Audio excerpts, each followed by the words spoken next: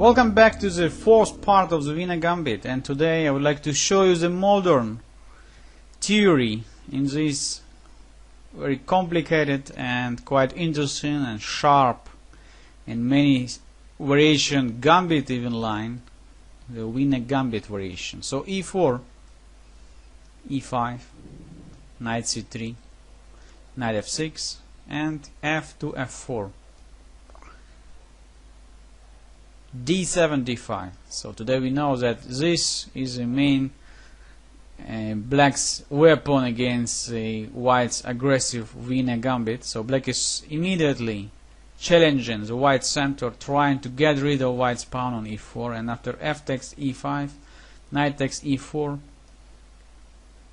Rudolph Spielmann played here in his practice in queen f3, knight f3.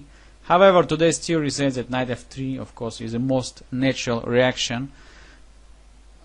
Bishop e7, and so this position, just one of the most famous and even considered as a line in the book of Reti, Masters of the Chessboard and Modern Chess Theory. After d3, knight takes c3, b takes c3 and short castling, he said here is no question that black is getting very fast the equal game after getting rid of white e5 pawn by playing f6, and really to say white doesn't achieve any clear perspectives in such a situation, so black is just equalizing quite easily. However, in 1994 Mickey Adams decided to include this opening line into his repertoire because he found some new ideas and new developments after queen e2 move.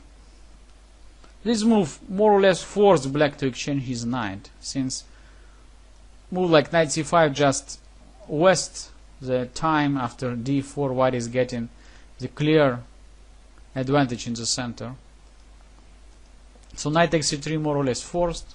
And now another surprising move. Instead of capturing towards the center, which we know is the best according to the positional rules, Mickey Adams captured d takes c3, intending to bring the bishop to f4 and then after long castling to put more pressure over the black's d5 pawn. I believe that Vishy Anand was not so surprised and just continued the classical style. He played simply c5,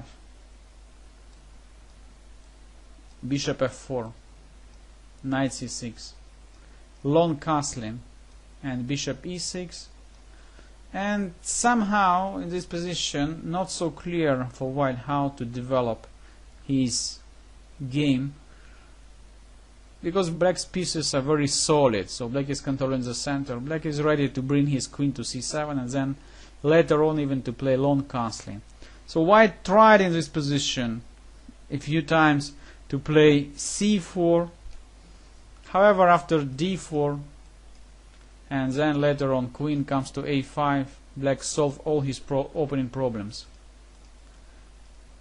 Adams played h4, so this move is also quite interesting. However, after h6, g3 and queen d7, it's difficult to say that white's position any better.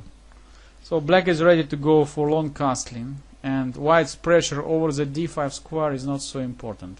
Bishop g2, long castling, h5, knight a5. So ready to bring maybe the queen to a4 at some situation. White choose to play b3, and after knight c6, queen f2, queen c7, there is nothing special for white. The game finished in a draw after king b1, king b8,